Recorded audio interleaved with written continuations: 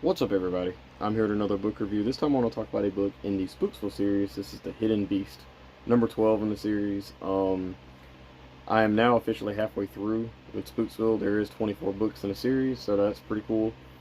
The story itself follows Adam, Sally, Cindy, and Watch. They are in a coffee shop or their ice cream parlor or wherever it is that they hang out, and they're talking to this guy named Bryce who kind of popped in on the last two books. I guess he's part of the group now too. He's like one of their friends. He was talking to them about this treasure map that his cousin Leah has. His cousin Leah has been gone for years, and she finally came back. Turns out that her dad died, which is Bryce's uncle, obviously. And when he died, he left her this map, and she can't figure out the code on this map. Um, and there's a poem on there, and there's this map of like where to go, and it's supposed to lead to this like awesome treasure that will really help her because I think her mom died too, like when she was really young, so she has really no one to really turn to. She's also 17, a little older than the kids, so the kids reluctantly agree to, hey, we'll look at the map. So she comes in and they look at the map, and Watch figures out that there's a poem on there, and it refers to this thing that's guarding the treasure. That's a female. Um, it also leads them to this place called the Teeth. I think the Teeth was in the last book too. I can't remember, but it also leads to the teeth thing, and yeah. So they end up deciding to go camping. Also, there is this thing about Venus, where Venus has to be in the morning sky, and it has to shine directly on this door or something. And I'm not an astronomer, so I don't know exactly when that is. The book explains it, but I don't remember. So yeah, they all decide to go camping. Leah ends up driving them part of the way, and then they hike the rest of the way. So they end up going, and throughout the middle of the night, they're like keeping watch and stuff. And Watch wakes up Adam and tells him like, hey, Leah ended up leaving and she's missing. So they automatically pretty much assume that Leah left and went to go get the treasure for herself. They think that she just didn't know about Spooksville and didn't know really where to go. So they go, and Watch finds this like smooth ledge on the mountains, and he turns one of these rocks around, and it has a hole in it, and then the Venus that's in the sky shines through this rock and opens up this door. So they go inside, and inside this cavern they're like, they're just kind of exploring. Nothing is going on. Then they start hearing breathing, and they start seeing like flickers of red, which they think is like some kind of fire. They don't know exactly what's going on. They decide to sneak around whatever this thing is. They don't know what it is yet. They sneak around, and they end up in this room that has a bunch of treasure and stuff. There is this pedestal that has four crystal spots, but only two crystals.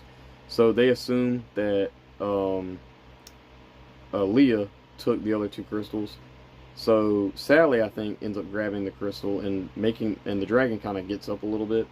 So the kids kind of get freaked out. They're like, we need to go. We need to get out of here. This treasure isn't worth it. So they decide to leave. They start leaving, and then the door starts shutting.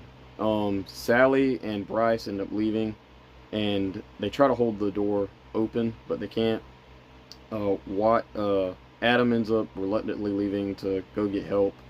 And then this is where our story kind of gets split up. Cindy and Cindy and Watch are inside the cavern, and Adam, Sally, and Bryce are apart.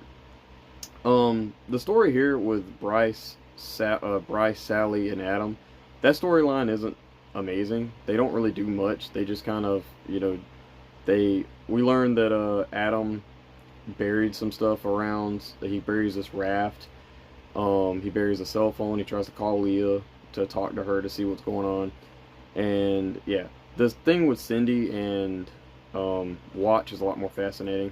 So Cindy and Watch are in the cavern, and they're talking to each other, and this part actually got really interesting. Watch ends up telling her that he's basically like really happy when they're all together, you know, because Watch, in case you haven't looked at my reviews or anything like that, Watch wears like 4 watches on each of his wrists for all of his family members that are scattered throughout. Um, so eventually the dragon gets up, and we don't know it's a dragon yet, but the dragon gets up and shoots a fireball at the 2 kids, and they jump into this pool of water, and they go under, and there's a really cool scene where the water is actually like boiling Watch and Cindy until they kind of further escape. They get further away, and they run and they hide in this little like tunnel thing, and they actually try talking, or Watch actually tries talking to the dragon, and I mean Cindy does too, but Watch actually comes up with this idea because he says that dragons are really smart and they understand you and different things like that. So yeah, they start talking to this dragon, and the dragon does inform them that it is a, you know, it's, well, they figure out it's a her. The dragon starts talking to them, and we learn that it had like a pet name of Hamrosia, I think is how you pronounce it. Hamrosa is something like that, but her preferred name is Slatron, Slatron, and she really wants her crystals back. And the 2 kids end up blabbing to her about Leah and Spooksville and stuff. So she says she's gonna go to Spooksville. She's gonna burn everyone and all this. Burn everyone, you know, get rid of all of Spooksville, destroy Leah, whatever. So they leave, or the dragon leaves, and it does end up attacking Adam and all of them, and Adam and Sally and Bryce. They end up running away. Nothing really happens here that I remember, that I recall. So we go back to Watch and Cindy. They're in the cave, and they end up running into another dragon, and the other dragon's name is Harv, and he is the son of Slatron. So he's the son, and he's scared of heights, and it's kind of goofy, but it's okay. It's really fun. So he doesn't really talk to them at all or anything, or Harv ends up talking to them and telling them that the crystals are communication crystals, and they basically have the power to talk to other dragons in other places and other worlds and planets and stuff. So they actually try calling Leah first, and she just ends up hanging up on them. But Harv ends up flying them over to where his mom is at to try to stop her, and that's basically the climax.